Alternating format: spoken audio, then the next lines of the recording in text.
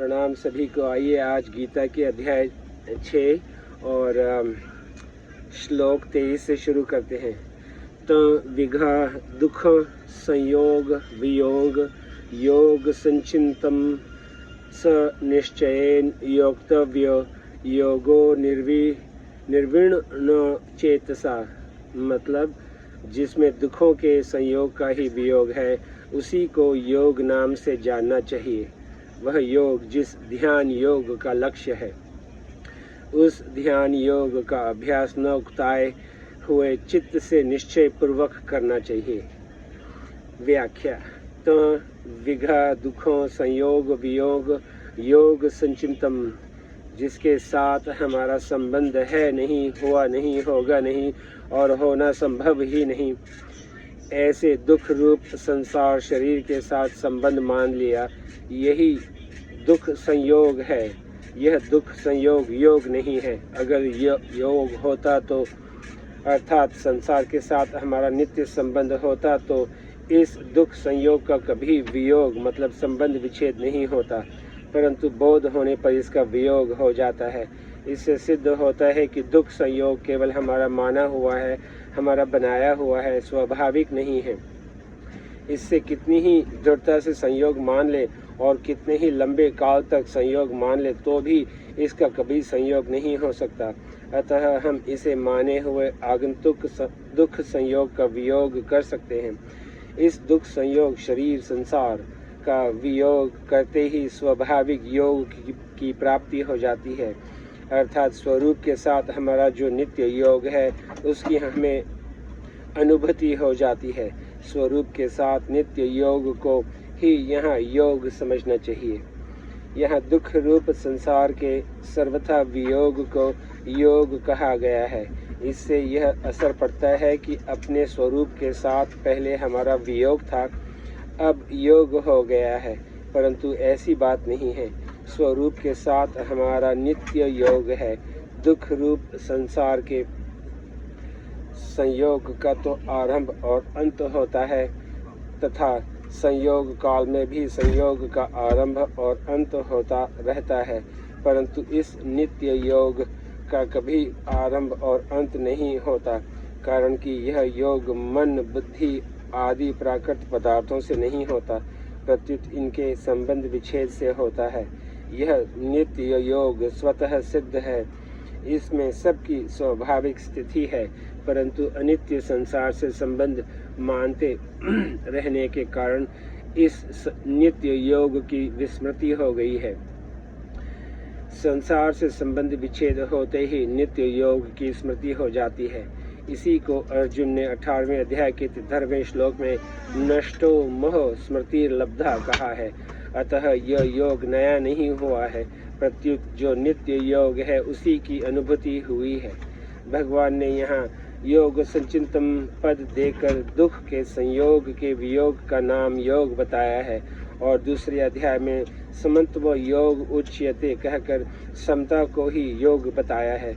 यहाँ साध्य रूप समता का वर्णन है और वहाँ उस श्लोक में साधन रूप समता का वर्णन है। ये दोनों बातें तत्वतः एक ही हैं, क्योंकि साधन रूप समता ही अंत में साध्य रूप समता में परिणत हो जाती है। पतंजलि महाराज ने चित्त वृत्तियों के निरोध को योग कहा है। योग सुचित्त वृत्ति निरोध योग दर्शन, और चित्त वृत्तियों का अनिरोध होने पर दृष्टा की स्वरूप में स्थिति बताई है। तदा दृष्टो स्वरूपे वस्थानम, परंतु यहाँ भगवान ने तय विघा दुखों संयोग वियोग योग संचिंतम पदों से दृष्टा की स्वरूप में स्थिति को ही योग कहा है, जो स्वतः सिद्ध है। यहाँ तम कहने का क्या तात्पर्य है? 18वें श्लोक में योगी के लक्षण बताकर 19वें श्लोक में दीपक के दृष्टांत से उसके अंतःकरण की स्थिति का वर्णन किया गया है। उस ध्यान योगी का चित्त जिस अवस्था में उपराम हो जाता है उसका संकेत 20वें श्लोक के पूर्वाधर्म में यत्र पद से किया, और जब उस योगी की स्थिति परमात्मा में हो जाती है उसका संकेत श्लोक के उत्तराधर्म में यत्र पद से किया। 21वें श्लोक के पूर्वार्ध में यत पदों से उस योगी के आत्यंतिक सुख की महिमा कही और उत्तरार्ध में यत्र पद से उसकी अवस्था का संकेत किया। 22वें श्लोक के पूर्वार्ध में यम पद से उस योगी के लाभ का वर्णन किया और उत्तरार्ध में उसी लाभ को यस्मिन पद से कहा। इस तरह 20वें श्लोक से 22वें श्लोक तक 6 बार यत शब्द का प्रयोग करके योगी की जो विलक्षण स्थिति बताई गई है उसी का यहाँ तम पद से संकेत करके उसकी महिमा कही गई है। यत्र यम यस्मिन ये तीनों यत शब्द से ही बने हुए हैं। स निश्चयेन योक्तव्य योगी निर्विण्ण न चेतसा, जिसमें दुखों के संयोग का ही अभाव है, ऐसे योग का उद्देश्य मतलब साध्य रूप समता का उद्देश्य रखकर साधक को न उकताए हुए चित्त से निश्चय पूर्वक ध्यान योग का अभ्यास करना चाहिए, जिसका इसी अध्याय के 18वें 20वें श्लोक तक वर्णन हुआ है। योग का अनुभव करने के लिए सबसे पहले साधक को अपनी बुद्धि एक निश्चय वाली बनानी चाहिए, अर्थात मेरे को तो योग की ही प्राप्ति करनी है, ऐसा एक निश्चय करना चाहिए। ऐसा निश्चय करने पर संसार का कितना ही प्रलोभन आ जाए, कितना ही भयंकर कष्ट आ जाए, तो भी उस निश्चय को नहीं छोड़ना चाहिए। अनिर्विण्ण चेतसा का तात्पर्य है कि समय बहुत लग गया, पुरुषार्थ बहुत किया और पर सिद्धि नहीं हुई। इसकी सिद्धि कब होगी, कैसे होगी, इस तरह कभी उकताए नहीं।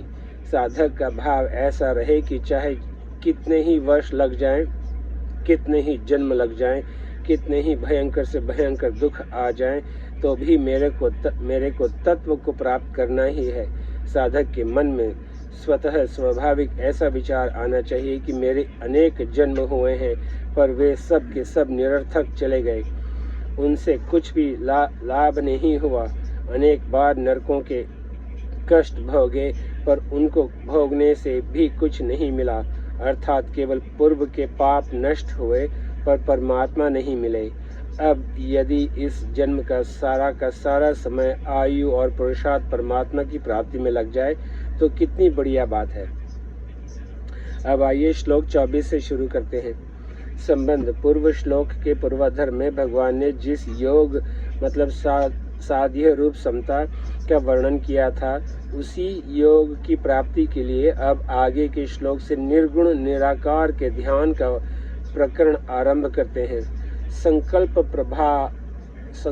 प्रभ वांकाम त्यक्त्वा सर्वान् शेषत मन सैवेन्द्रिय ग्रामम विनियम्य समन्तत। संकल्प से उत्पन्न होने वाली संपूर्ण कामनाओं का सर्वथा त्याग करके और मन से ही इंद्रियां समूह को सभी ओर से हटाकर। व्याख्या: जो स्थिति कर्मफल का त्याग करने वाले कर्मयोगी की होती है, वही स्थिति सगुण साकार भगवान का ध्यान करने वाले की तथा अपने स्वरूप का ध्यान करने वाले ध्यान योगी की भी होती है। अब निर्गुण निराकार का ध्यान करने वाले की भी वही स्थिति होती है, यह बताने के लिए भगवान आगे का प्रकरण आरंभ करते हैं। संकल्प प्रभ वांकामांस्त्यक्त्वा सर्वान् निशेषत। सांसारिक वस्तु, व्यक्ति, पदार्थ, देश, काल, घटना, परिस्थिति आदि को लेकर मन में जो तरह तरह की स्फुरणाएं होती हैं, उन स्फुरणाओं में से जिस स्फुरणा में प्रियता, सुंदरता और आवश्यकता दिखती है, वह स्फुरणा संकल्प का रूप धारण कर लेती है। ऐसे ही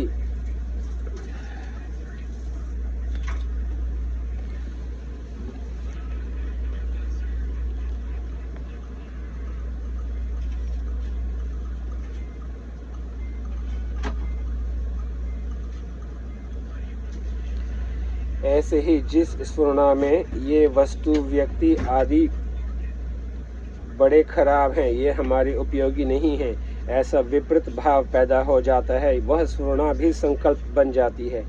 संकल्प से ऐसा होना चाहिए कि और ऐसा नहीं होना चाहिए, यह कामना उत्पन्न होती है।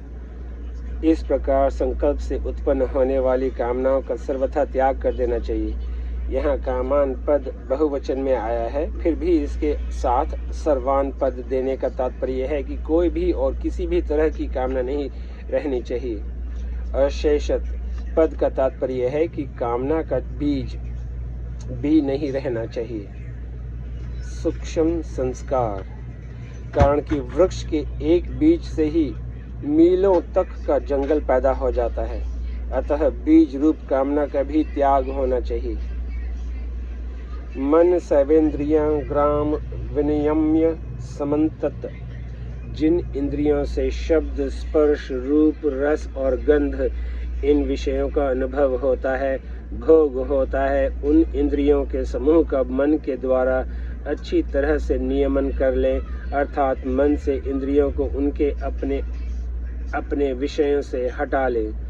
समन्तत कहने का तात्पर्य है कि मन से शब्द, स्पर्श आदि विषयों का चिंतन न हो और सांसारिक मान, बड़ाई, आराम आदि की तरफ कृष्ण मात्र भी खिंचाव न हो। तात्पर्य है कि ध्यान योगी को इंद्रियों और अंतःकरण के द्वारा प्राकृत पदार्थों से सर्वथा संबंध विच्छेद का निश्चय कर लेना चाहिए। आइए आज यहीं पे समाप्त करते हैं, फिर कल श्लोक 25 से शुरू करेंगे। नमस्ते।